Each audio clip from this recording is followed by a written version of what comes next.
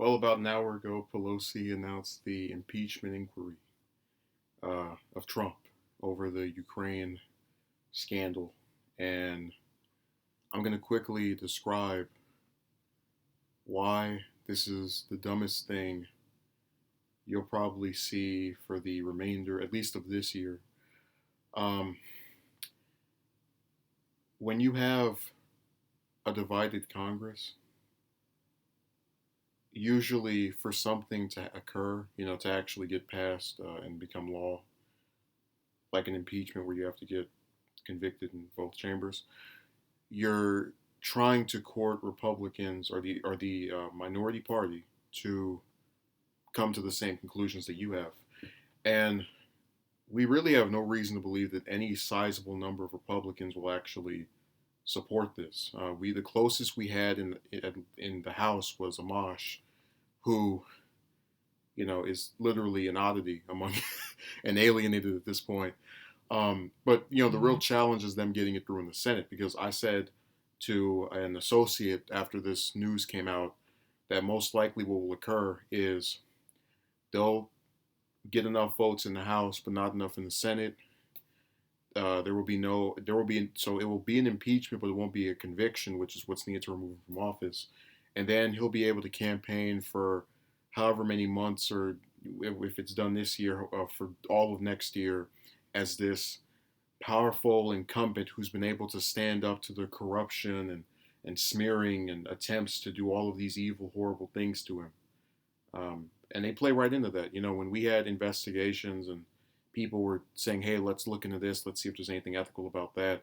As bad as those were, because again, the reason people are supposed to resist him is due to the policies. It's due to, running on ending 7 wars that 5 of which were started by Obama, and continuing every single one of them. It's being opposed to an economic system that president after president, regardless of party, keeps the majority, in this case 76%, of its denizens living paycheck to paycheck.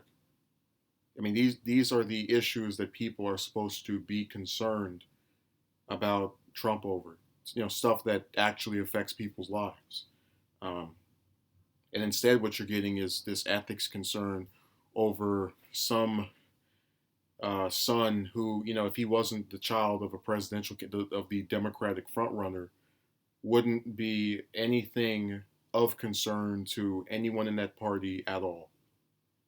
And they know that, but that's why it's really disturbing. And I used to think that maybe when we had the number of House Democrats that were opposed to impeachment, so like how Tulsi came out and said this is a divisive issue, and how Sanders doesn't ever talk about it. I thought you could get more of those kind of people where even if they, say they don't prefer Trump to be in office, like myself, they realize how this is going to be a political tool that he'll use for his reelection bid, and how it's mostly just a stunt. And I just described why it is, because they don't have enough votes in the Senate, so they can't actually seriously think they're going to try to get rid of him. I know a lot of people like to believe we just have enough evidence, it's like you don't deal with that. When you're in a political party, you toe the line. Why do you think all these Democrats who go around talking about Trump's foreign policy, which minus ripping up a couple of treaties is the exact same thing as Obama, were completely deaf mute for 8 years? Not because he's some great rainer of bombs, even though he has increased the limit, the number that we use, but because they were not trying to alienate any of the Democratic voters who were blind to the various hells and evils of the previous president. And that's how this works. That when your person's in power, you stand by them virtually no matter what. And those slight instances where you don't support them are just kind of like whatever. They're not actually things that you should be concerned with outside of that immediate day. So this is really stupid. Like I said, the only thing Pelosi did that I thought was okay or decent was not trying to appeal to these impeachment people. Because, like I said, we're all on the side of we don't want Trump in office, but when you don't have a realistic chance of getting him out of there and it can be used as a political tool, and you sit here and ignore all the actual malpractices of all these other congressmen and from both parties, go away from me. It just seems like grandstanding, and that's why I said it's so pointless in that does not help the Democrats at all, but it's also very helpful to Trump because they're gonna, you know, give him this thing of seeming untouchable or like he's slayed a dragon from not getting impeached.